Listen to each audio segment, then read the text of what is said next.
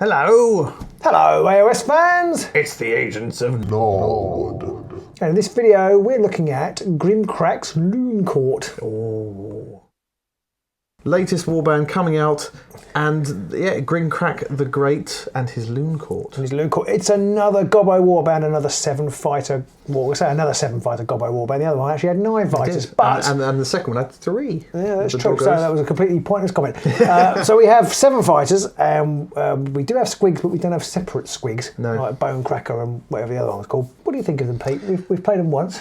Twice, we've played twice so far with them. I mean, straight off the bat, the aesthetics of them, the models look fantastic. Personally, I'm a little bit disappointed that they've gone with the same kind of. I mean, I know the aesthetics different to the original Gits, but I was kind of a bit disappointed that there's no spiders. But I was hoping for spider riders and things like that, or something like that. Spiders, yeah, I know a little bit. It's a love-hate relationship. I see. I mean, in some ways, they're like a mashup of the two, aren't they? Because you've got cavalry, you've got a cavalry model, and you've got loads of little the chaff Gits running around. Yeah. I mean, I love the aesthetic. I've been painting them up, and they are quite fiddly. There's a lot of detail on them, but they do look really good when you've done it. So I've nearly finished them. I put some pictures up on Instagram when I finish them. So you've got Grinkrak. Grinkrak actually I find a bit dull. He doesn't do much. He's not got anything really special about Mazzy apart from his dub ability. Yeah, and we'll probably talk about that in a minute. I actually really like their Inspire mechanic and how he works and how the quest mechanic works. We'll talk about that in a minute. They've got Poking Snark. He's quite fun. He's got a squig. He's the one with a squig on a stick, isn't he? Yes, he's got a squig on a stick. And then they've got Grib Dawonki Lance, who's basically a knight on a squig. And what I really like about them is that they are almost like a Bretonnian mashup warband. This kind of like, they are like knights. There's like the one with the trumpet. Exactly. They've even got a catapult. That's how Bretonnian they are. That is pretty cool. So I do love the aesthetic. So I suppose they are kind of defined by their quest objectives. So perhaps we should talk about them first. I suppose, yes. So it's a totally new mechanic, like Games Workshop will want to do, drop a new mechanic on us for a new warband. Just to confuse us. And they, with the exception of Grinkrak, they inspire when you score this fighter's quest objective. We'll get Grinkrak out of the way. He inspires when he's got 3 or more fighters inspired. So he does quest surviving fighters. Surviving. That's a really key point. 3 of them inspire, and then all 3 of those die. He doesn't inspire. Yeah, that is a really key point. The quest objectives. There are 7 in the deck. I heard. There's some that are surge and some that aren't. So some are scored in game, and some are scored at the end of the round. At the end of the round. End phase. Yeah, in the end phase. And they all have a big chunk of text on them, which is pretty much the same for all of them. But then underneath is the actual what the objective does. So I find myself forever reading the long text and then suddenly realising that actually the bit I want is the bit at the bottom. And there are a couple of queries that we've come up with. Yeah. I don't want to say that their playtesting has a little bit to be desired. It's a little weak that we've played 2 games and come up with 2 questions about it, which should really be answered on the card. I really feel like, since they have a thing called a plot card, I really feel like a little bit of a plot card with a little bit of extra explanation. Just to give you that little bit of how this works without having to put it on every single card. Would really have helped here. So anyway, the basic is... And this might be answered by the time this video comes out, maybe somebody, but there definitely is going to have to be an FAQ around it. You can give this to a friendly fighter that has no tokens or quests. So they haven't moved, they haven't gone guard, they haven't charged, anything else. And you give it in the power step, which is another interesting thing. You can't score these quest objectives in the very first activation. So in some ways, if you're playing against them, it might be worth giving them first turn because they can't. That gives them less time to score their cards. Yep. Which is another key point. You can't play them in the end phase. Yep. So if you I don't know whether it might arise, but you can't do it. So again, second turn, you might still want to give your opponent first because any quest cards they still can't put on. You don't draw replacements. So if you've got 3 objectives in your hand, which presumably you will have, you put one down, you stay with 2 in your hand. If this fight was taken out of action, add this card to your hand, even if you have 3 or more objective cards. Now, it doesn't explicitly state, but this rather implies that if you've maybe got 3 out and no objective cards in your hand, but you haven't managed to score them, you've had really, really bad luck or something, then you... At the end of the round. You must, at the end of the round, presumably draw 3 new ones. It's not clear. It's not 100% clear. I can't think of any other way in which you would end up with more objective cards, because you don't... They're very careful to make sure that whenever you have to pick up an objective, you have to get rid of an objective, so you only ever end up with 3 in your hand. That there suggests that the only way I can think about it is that at the end of the round, if you've got one or more of them in play, you would draw back up to 3, and you could end up with possibly 4, 5, or 6 objective cards effectively in play at that point. And the other thing it doesn't explicitly state, which is kind of key for like maybe you want to swap your objectives, if you've put a couple out and then you've realised you can't score them, maybe, I don't know, maybe one of them is, I think there is one which is to be on an objective the same number as the round, or maybe it's round 3 and somebody's destroyed round 3 and we think, well, I'm never going to score that now. Are you allowed to throw it away? Again, it doesn't say. We've played it that you can. I actually got a feeling that you probably can't. But I don't know. There's nothing to give the indication of that. So both of those are left us going, well, these are going to need FAQs. Exactly, and there are two kind of things. That is, A, can you do it in turn, like as an activation? On B, can you do it in the end phase? Because you can throw away whatever you like in the end phase. Exactly. So it's not very clear. So that's slightly disappointing. But to get back to the mechanic itself, so this one here called Mob 'em, score this immediately after a supported friendly fighter's successful attack action if this fighter made the attack action or supported that fighter. So you've got a little quest. So one of them is, there is definitely one which is jump on an objective. There is one which is have a successful charge. So the idea is you're giving your goblins little missions for them to go and do, and if you score it, not only do you score the glory, but you also inspire your fighter. And some of them are like if you get taken out of action, or not taken out of action, but if you get attacked. There is one if you get attacked, yes. So taken out of action would be a bit useless. I've been killed and I'm inspired. But yes, so there's some in there that rely on your opponent doing things, and there's some that rely on you doing stuff and acting off of those, which can telegraph your intentions a little bit. So you've got to be canny with when you put them on. It absolutely can, but it also is quite handy because I think in the 2 games we've played, when I've played which is the one for if your opponent attacks you and fails, you haven't attacked that fighter. So it is a kind of it's a bit frustrating because you're never going to score it, but kind of protects them. Equally, it gives it's like a ward almost. There was a card. I'm sure there was a card in Nightvault type of era where you play it on somebody and think, well, I'm not even going to bother attacking them. Yeah, it's just like I want you to attack me now. I've put this on there, but you're just not going to. So and then Grinkrak, he has an ability which ties into the quests as well.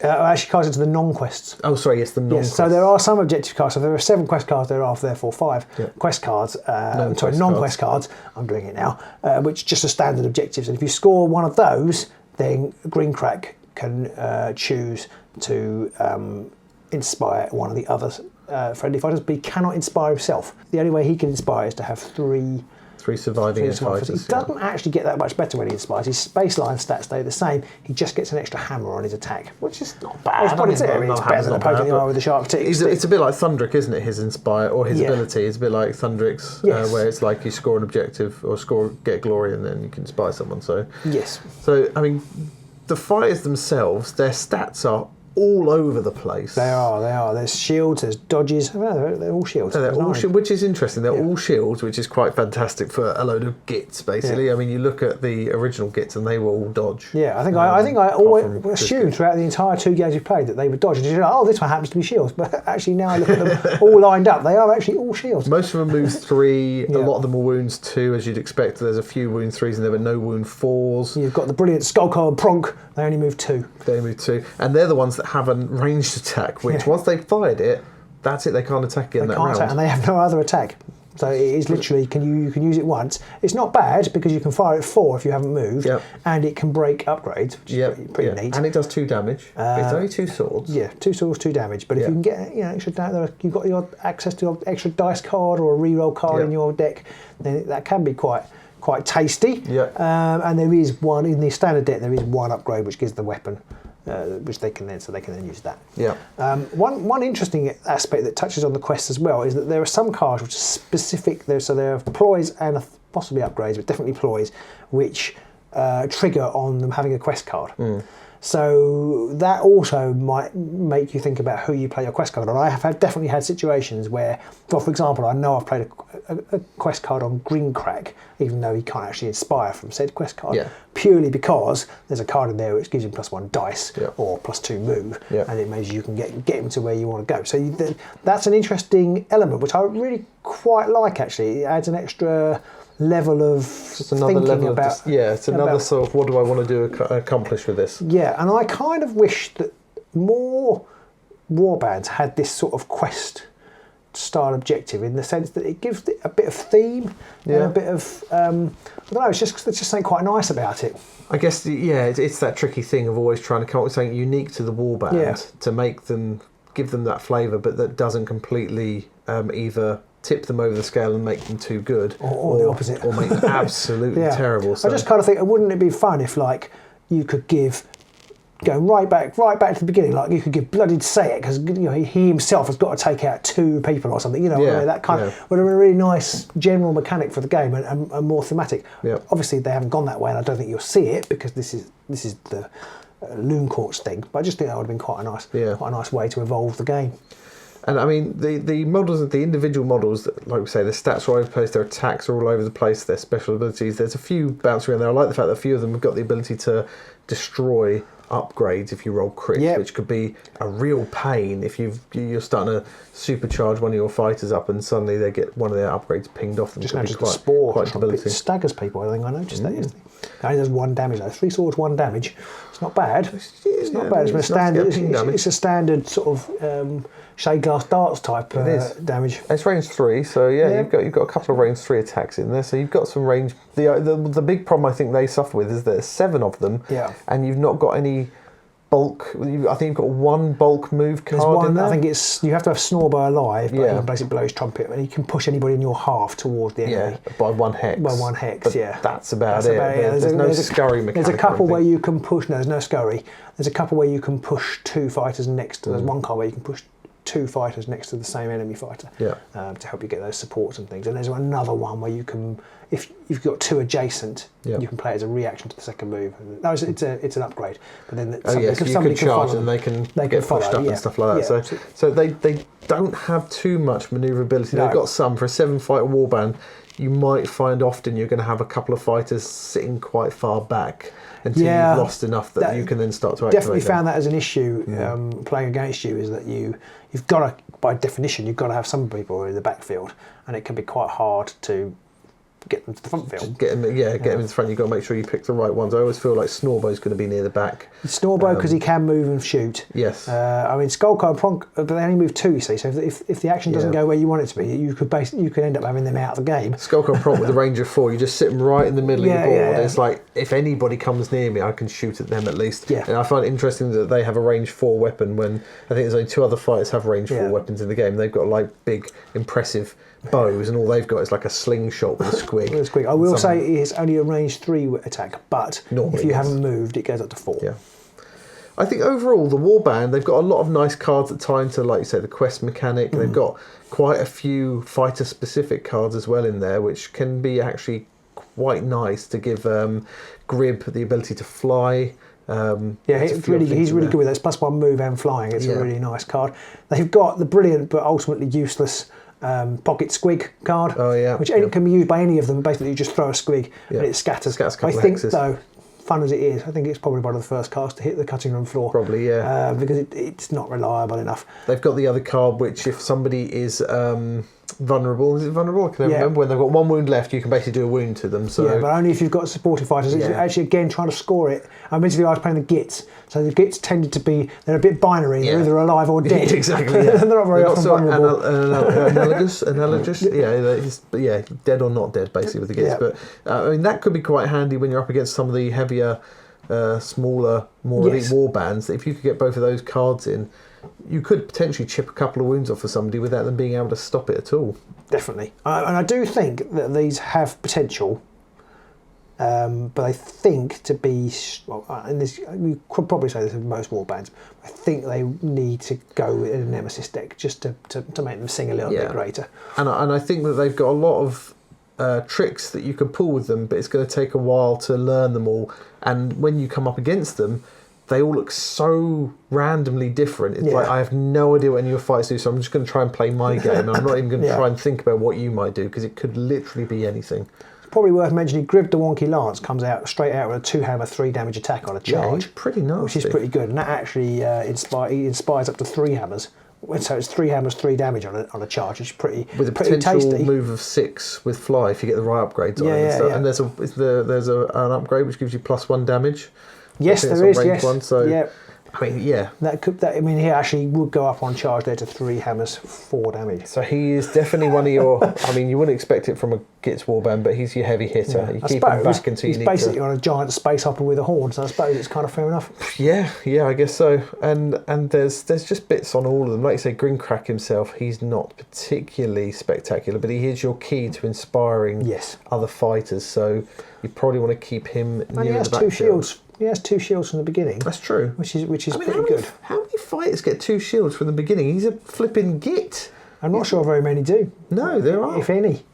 Are there any? I don't think there are. I'm thinking even like the vampires and the Nurgle, the Wormspat, they don't start on 2 shields, and he got 2 shields. What's this all about? Yeah. But yeah, overall, the warband themselves are really random, really good fun, and I think that they're going to lend themselves to some really wacky decks. I think they might do good with the Fortress. I felt like they'd be quite good with the Fortress. I think any multi-fighter warband is good with the Fist Fortress. But we have another video about that. Yes. You go and watch that one. Check them out. Yeah, I think they might also do quite well with Tooth and Claw. I don't know if they'll do quite so well with the Daring Delvers. No, because they kind of need to get into territory and they die very easily. Because a lot of your other fighters, even when they are inspired, I'm telling you, maybe that's another 2-shielder. Yeah. But a lot of them... he goes to 2 dodge. Yeah, a couple of them go to 2 dodge. They do go to 2 dodge when they inspire. A bit of funkiness going on there. So that's why I was looking at them with dodges. Exactly. I'm not going completely mad. But you do have a lot of 2 or 3 wound fires, so they can fold up very quickly under some focus fire. Even playing against the Gits. They were bloody matches. They were. Yeah, it was very easy to kill. Body count was high, which isn't hard when you've got 2 of the largest warbands, 7 and 9 fire warbands, just bodies everywhere. So that's the Looncourt. They're really fun. I mean, you wouldn't expect to get warband to be fun. They're random. They're kind of zany, and I think they're an excellent addition to Gnarlwood. I think they're going to be one of those warbands that you're going to see appearing in the high finish spots often with some really wacky decks. Quite possibly. That people have managed to leverage some really funky mechanics out of them, and I don't see them... Nice, no. But I don't see them languishing near the bottom. I think they've got enough very, very random things going on that regardless of who they're up against, they're going to have some tricks in the box to be able to take them on and do something about it. Yeah, I have to say, as a rivals deck themselves, things can go, I think, badly wrong, and then you could be a bit stuck. Yeah. But that said, and this is I think true of all the new decks, even when you have a bad game, you can still post 10 glory. Yeah. So it's not like the old days when you had a bad game and you'd be lucky to post 2. That's true. This is very true. Yeah. I remember those days. They weren't fun. No. Let us know what you think. Are you picking them up? Are you just going to go for Fearsome Fortress? Do check out our other Fearsome Fortress episode and do all that liking and subscribing, all that stuff. Yep, let us know in the comments below what your favourite fighter is, and if you've got any questions about them or their cards or anything like that, do shout those out as well. Absolutely, we'll do our best to answer them. So we'll see you soon.